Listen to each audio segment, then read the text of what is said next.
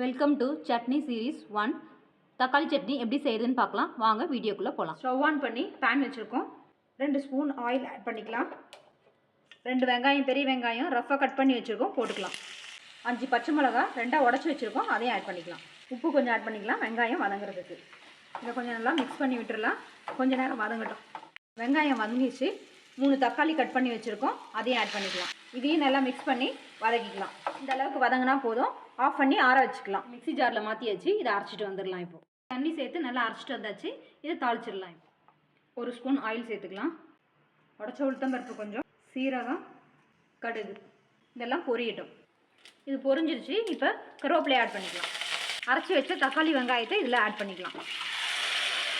நல்லா இதில் தண்ணி சேர்த்து இதில் ஆட் பண்ணிக்கலாம். இது கொஞ்சம் நேரம் கொதிக்கட்டும். தேவையான அளவு உப்பு இருக்கான்னு மட்டும் செக் பண்ணிக்கோங்க. இது நல்லா கொதிச்சிருச்சு. இதை ஆஃப் பண்ணிடலாம். நம்மளுடைய சுவையான தக்காளி சட்னி இப்போ ரெடி ஆயிடுச்சு. இது மாதிரி இன்னும் நிறைய ரெசிபி பார்க்க நம்ம FRB கிச்சனை சப்ஸ்கிரைப் பண்ணிக்கிங்க. தேங்க்யூ.